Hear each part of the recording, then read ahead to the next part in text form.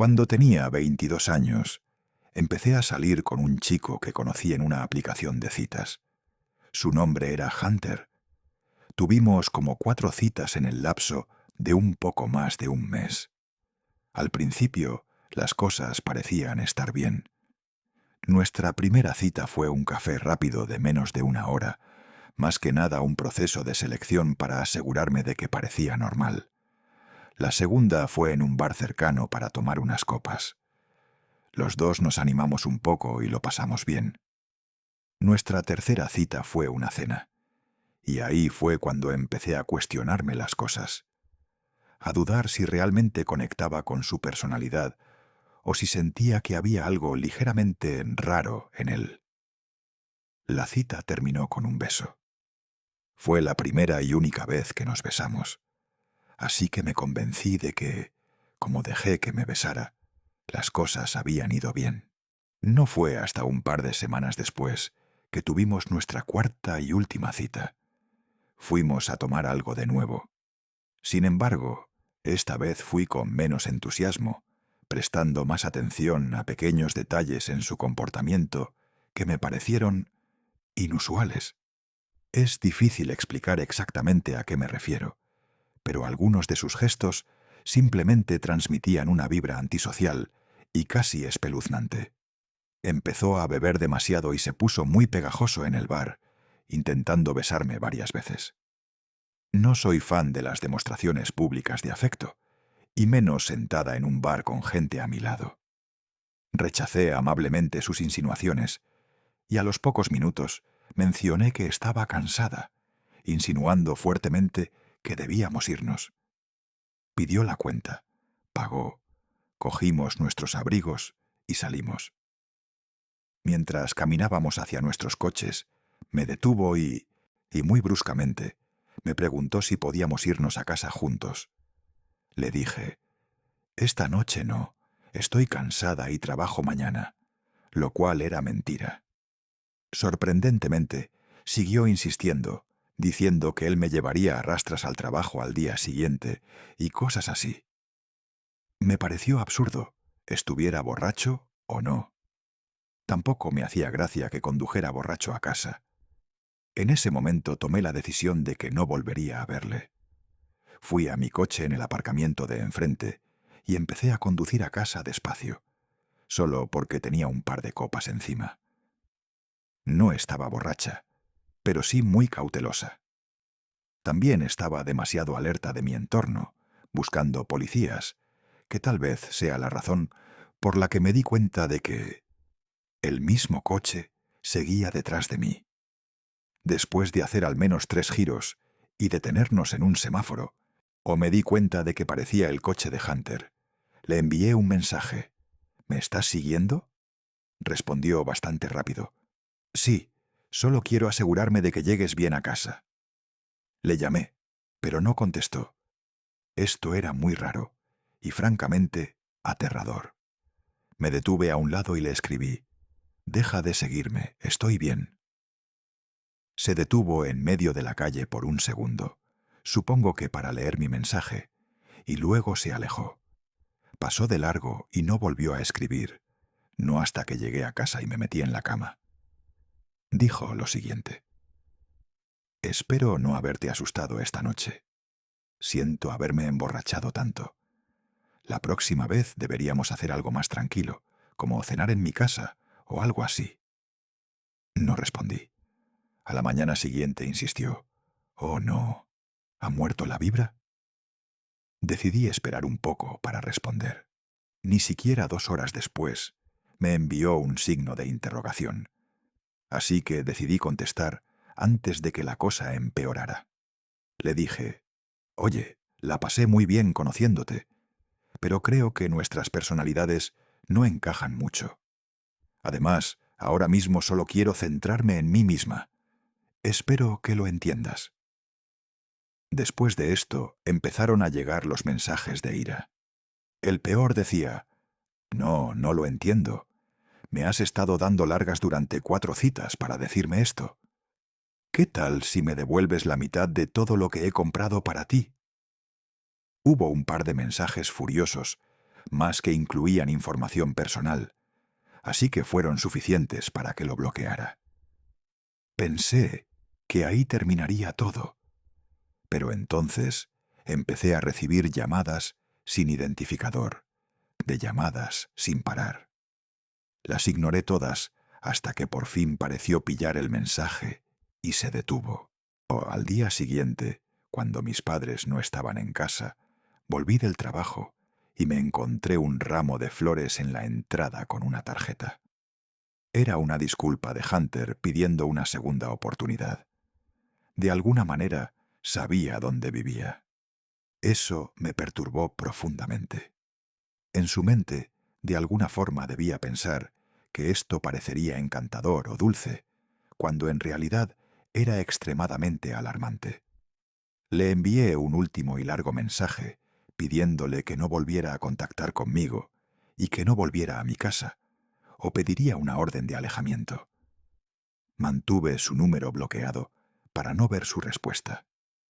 Pensé que las cosas se habían acabado ya, pero no podía estar más equivocada. No mucho tiempo después, estaba sola en casa por la noche. La casa de mis padres es grande y yo tenía una habitación tipo altillo, lo que significaba que mi cuarto era el punto más alto de la casa. Me desperté en medio de la noche por algo. No estaba segura de qué era al principio, pero sentí que estaba escuchando ruidos en el piso de abajo. Intenté escuchar con atención y entonces escuché lo que era, muy evidentemente, el sonido de una puerta abriéndose fuera de mi habitación. Una de las puertas de arriba. Nadie debía estar en casa esa noche. Incluso en mi neblina de recién despierta, inmediatamente pensé, un intruso. Me arrastré fuera de la cama hacia el suelo y me deslicé debajo de la cama antes de llamar al 911. Escribí a todos en mi familia preguntando, ¿quién está en casa? Escuché algunos ruidos lejanos desde algún lugar de la casa, una de las otras habitaciones, y entonces la puerta de mi habitación se abrió. Unos pasos subieron las escaleras alfombradas. Cuando llegaron al último escalón, hubo silencio. Toda la habitación estaba alfombrada, así que no podía escuchar posibles pasos. Y luego escuché cómo los cajones junto a mi cama empezaban a abrirse. Me tapé la boca con las manos para ocultar mi respiración. Podía sentir mi corazón acelerado. Escuché la voz de un hombre maldecir en voz baja, «¡Maldita sea!». En ese momento pensé, «Espera, eso sonó como la voz de Hunter». Seguí sin moverme y recé para que mi teléfono no recibiera ninguna notificación. Ahora escuchaba más sonidos de búsqueda. Estaba registrando toda mi cómoda. Luego, escuché y sentí que la cama se movía cuando él se sentó. Estaba mirando la silueta de dos zapatos a través de la falda de la cama. Incluso en la oscuridad, eran visibles.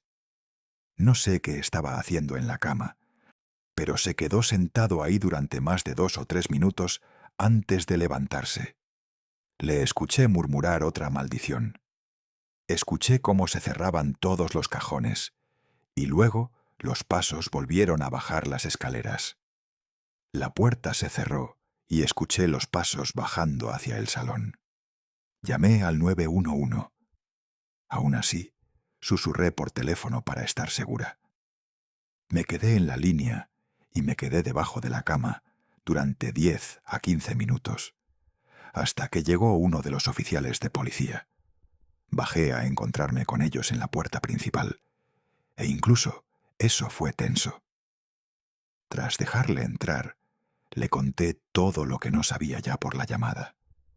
Hizo una revisión de la casa, y durante la misma llegó otra oficial que también ayudó en la búsqueda. Resultó que todas las ventanas estaban abiertas sin seguro, y una de las ventanas del comedor era lo bastante grande como para que alguien se colara por ella. Aunque creo que nadie se imaginó a alguien escurriéndose a través del arbusto frente a la ventana para luego trepar por ella.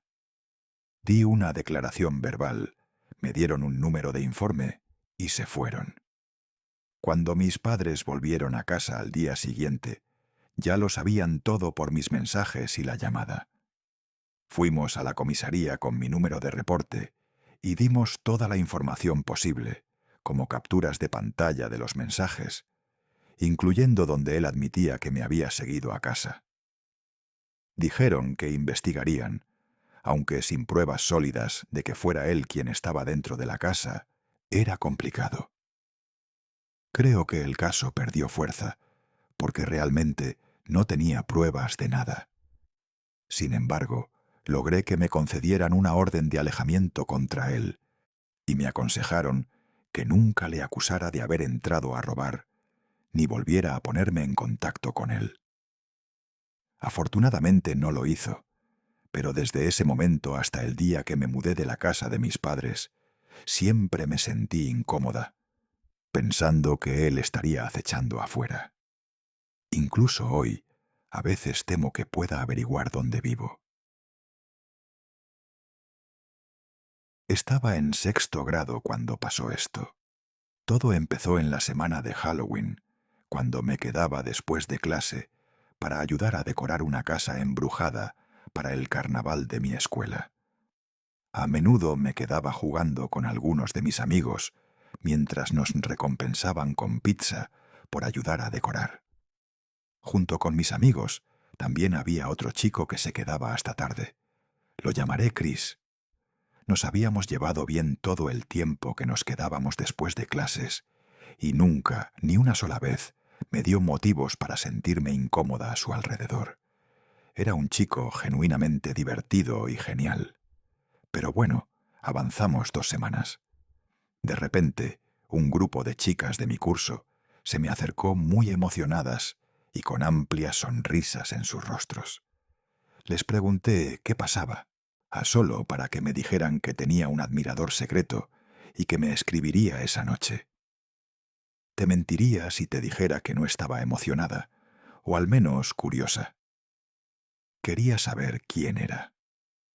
Más tarde esa noche, cuando estaba a punto de irme a dormir, recibí una notificación de Messenger.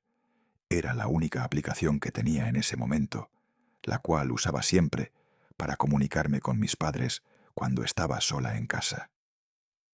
El mensaje era de Chris. Había olvidado por completo que lo había agregado a Facebook en Halloween. Abrí el mensaje y decía: «Maya, necesito hablar contigo». Me preocupé y respondí rápidamente: «Sí, ¿qué pasa? ¿Todo bien?». Hasta el día de hoy desearía no haber respondido. Las burbujas de escritura aparecieron y se quedaron ahí por unos buenos 2 minutos, lo que significaba que seguía escribiendo. Se apareció una eternidad hasta que su mensaje finalmente llegó. No esperaba lo que venía a continuación. En un largo párrafo me confesó su amor y me dijo cómo lo había estado volviendo loco desde Halloween. También procedió a explicarme cómo había intentado impresionarme durante el recreo y presumir con sus habilidades futbolísticas, pero que yo nunca parecía fijarme en él. Dijo que se estaba cansando de ser ignorado y terminó con un «Quiero que te fijes en mí. Así que supongo que lo que intento decir es ¿quieres ser mi novia?». Me encogí por dentro con cada palabra. Me quedé mirando el mensaje durante mucho tiempo. ¿Qué demonios? Apenas conozco a este chico y me distancié de él hace mucho tiempo. Estaba intentando pensar en una forma de rechazarlo suavemente, ya que no quería herir sus sentimientos. Le dije que no me gustaba de esa manera y que solo quería que fuéramos amigos. Pude notar de inmediato que no le gustó esa respuesta. Siguió preguntándome por qué, y tuve que inventar una razón cada vez, hasta que finalmente dejó de contestar. A la mañana siguiente comenzó mi pesadilla. Algunos de sus amigos se me acercaban continuamente, diciéndome que Chris quería besarme, algo que le había dicho a todo el curso que quería hacer, y que lo haría incluso si eso significaba arrinconarme. Tomando esto como una amenaza, decidí decírselo a mi maestra. Me dijo que me quedara adentro durante el recreo y el almuerzo, y que si él se acercaba a mí, corriera directamente de vuelta al aula. Eso no fue suficiente para mí. Lo denuncié al director, quien me dijo que haría algo de inmediato, y esto me dio algo de alivio. O creo que debo mencionar que yo vivía justo cruzando la calle de mi escuela, y todos lo sabían, incluido Chris, lo que me lleva a lo que pasó después. Más adelante esa semana, volvía a casa caminando desde la escuela. No llevaba ni 2 minutos dentro de mi casa cuando escuché a alguien tocando la puerta principal. Miré por la ventana justo a tiempo para ver a alguien agachándose detrás de un coche aparcado en la calle. Tenía que ser Chris. Debía haberme estado siguiendo. Mi madre abrió la puerta y encontró un trozo de papel en el suelo, y como era de esperar, estaba dirigido a mí. Leí la nota en voz alta. Decía que había una sorpresa esperándome debajo del Cadillac, en la entrada de mi casa, que en ese momento era de mi hermano. Mi madre fue a revisar, solo para no encontrar nada. Pero fue después de ese día que el Cadillac de mi hermano dejó de funcionar. Todavía no tengo idea de qué le hizo Chris al coche, pero mi hermano se vio obligado a venderlo. Lamentablemente, mi pesadilla no termina ahí. Los amigos de Chris me acosaban constantemente, diciéndome que le diera una oportunidad y que él me trataría bien. Incluso hubo un momento en que sorprendí a Chris tomándome una foto mientras caminaba a casa, y la única razón por la que lo vi fue porque apenas logré escuchar el sonido de la cámara de un iPhone detrás de mí. ¿Quién sabe cuántas fotos mías tenía en su teléfono? Y cada mañana me despertaba con un mensaje suyo, con algo en la línea de «No puedo esperar a verte en la escuela» o «Apuesto a que te verás hermosa hoy». El acoso y la persecución no hacían más que empeorar, y me hacía temer por mi seguridad, y especialmente ahora que él sabía dónde vivía. Finalmente, me llamaron a la oficina de la consejera. Me sentía aliviada, esperando que me dijera que Chris se metería en problemas o que la policía se involucraría. Cualquier cosa. En cambio, lo que escuché fue mucho peor. La consejera procedió a decirme que los chicos son chicos, que hacen cosas locas cuando están enamorados y que no debería estar enfadada por eso. Me dijo que debía sentirme halagada, ya que este tipo de cosas iban a pasar, y que lo único que podía hacer era aceptarlo y aprender de ello.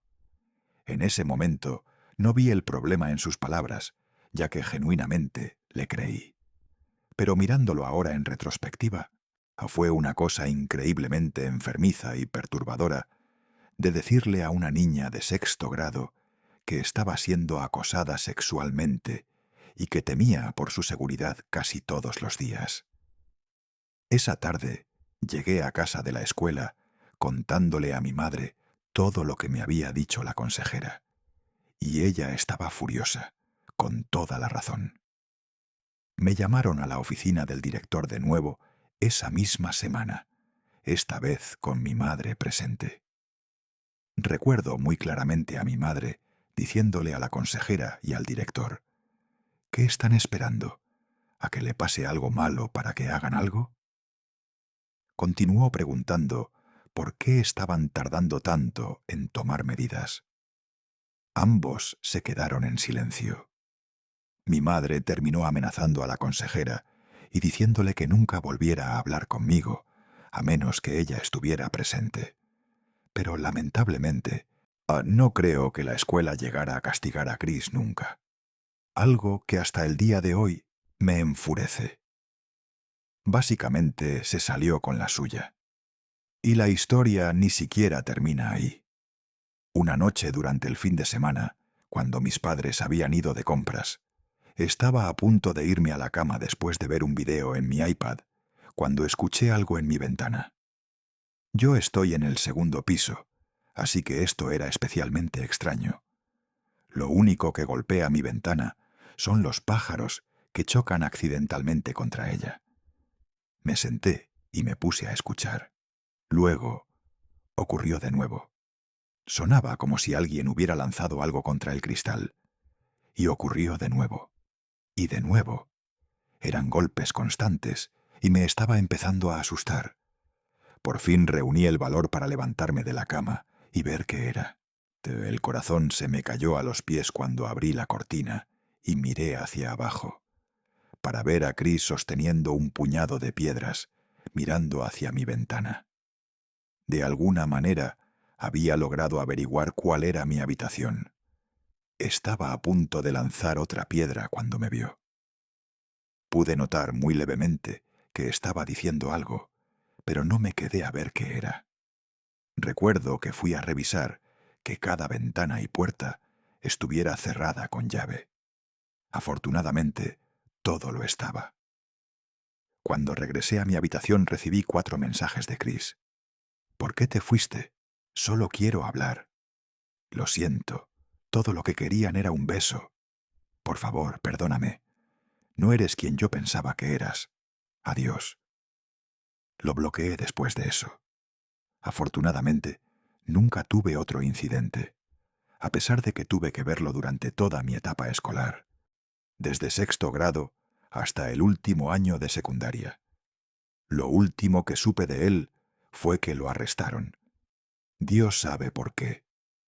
La parte más triste y aterradora de mi historia, sin embargo, es el hecho de que una consejera escolar se sintiera cómoda diciéndome que este tipo de comportamiento era un halago y una experiencia de aprendizaje para mí como chica.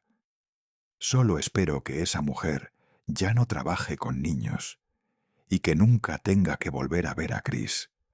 Antiguo campamento junto a un lago llamado Diamond Lake. Los edificios de allí están abandonados y nadie vive en ese lugar. Un grupo decidió hacer un campamento de entrenamiento y eligieron Diamond Lake. Llegaron y empezaron a acampar. Vieron los edificios abandonados, pero no les importó y decidieron quedarse a dormir en ellos. Al día siguiente, comenzaron su entrenamiento. Pero un chico sabía lo que había pasado en ese lago. Hace mucho tiempo, Diamond Lake era el mejor lugar para acampar. Un día, un grupo de chicos llegó al lago. Había un niño que no hablaba ni hacía nada. Los demás le hacían bullying por su apariencia. Uno de sus ojos parecía estar derretido contra su cara. Empezaron a molestarlo de nuevo. Lo ataron a un árbol e intentaron encender un fuego debajo de él. Lo hicieron por diversión, solo para asustarlo. Pero el fuego se propagó y empezó a quemarse vivo. Todos gritaron y huyeron corriendo. Nadie se quedó para ayudarlo. Después de un par de horas, regresaron al árbol. Pero el chico ya no estaba. Solo había un árbol quemado y ningún cadáver. Pensaron que se había reducido a cenizas. Al día siguiente, todos abandonaron el campamento. Después de ese incidente, hubo muchos reportes de campistas desaparecidos y actividad paranormal en Diamond Lake. Nadie volvió a ir allí. Él le contó toda la historia de Diamond Lake al grupo. Algunos se quedaron en shock y otros simplemente se rieron. Al día siguiente, algunos chicos decidieron explorar el lago solos por la noche. Salieron y un viento helado los atravesó. Había un humo blanco por todas partes. Encendieron sus linternas y empezaron a explorar el lago. Al cabo de unos momentos, escucharon a alguien gritar y sintieron olor a carne quemada. Corrieron hacia el lugar de donde provenía el olor y vieron un gran edificio abandonado. Entraron. Ya no olían a nada, pero empezaron a sentir mucho frío. Escucharon pasos en el pasillo.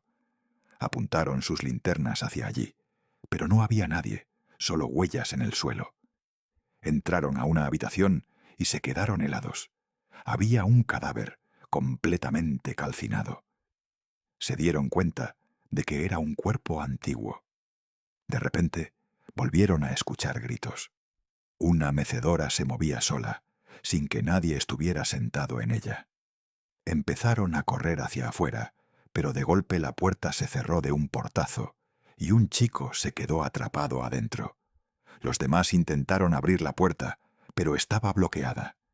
Escucharon gritos desde el interior y luego, de repente, se detuvieron. La puerta se abrió lentamente. Estaban aterrorizados y corrieron de vuelta a su refugio. Vieron que el chico atrapado estaba muerto. Le habían cortado la cabeza, su cuerpo estaba quemado y había sangre por todas partes. El otro cuerpo calcinado había desaparecido. Cuando regresaron a su base, un chico dijo: «Les dije que algo estaba pasando». Decidieron reportarlo, pero cuando regresaron con el resto del grupo, se quedaron atónitos. Todos los demás estaban muertos de la misma manera. Ahora eran los únicos con vida en el lago. Empezaron a correr hacia sus vehículos, pero todos los tanques de combustible estaban cortados y no se podía usar ninguno. Un chico intentó llamar a la policía, pero no había señal. También vieron que los cables habían sido cortados. Se dieron cuenta de que había un asesino acechándolos. Decidieron dividirse en dos grupos. Un grupo fue a buscar ayuda y el otro fue a buscar una forma de escapar. Se separaron. El primer grupo empezó a buscar ayuda. De repente, volvieron a escuchar pasos. Se asustaron y vieron a un hombre a través del humo blanco. Venía hacia ellos. A medida que se acercaba, sacó un hacha y empezó a atacarlos.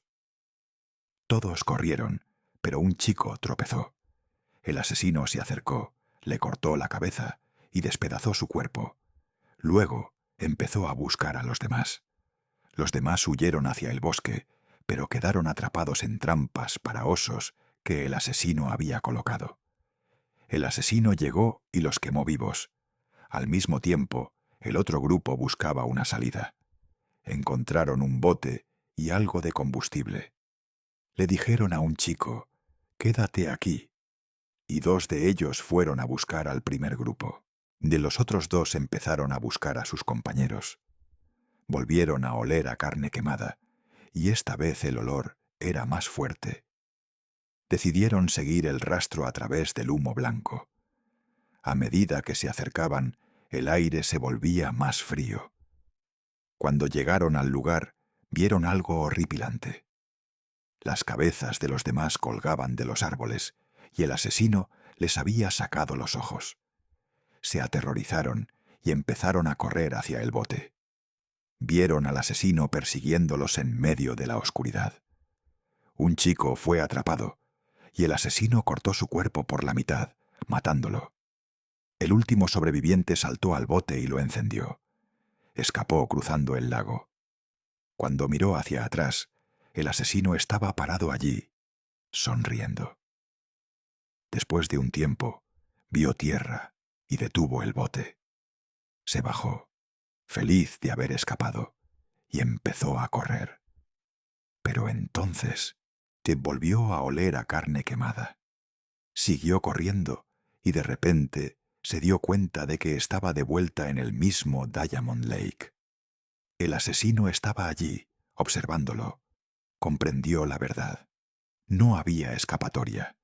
El lugar en sí estaba maldito.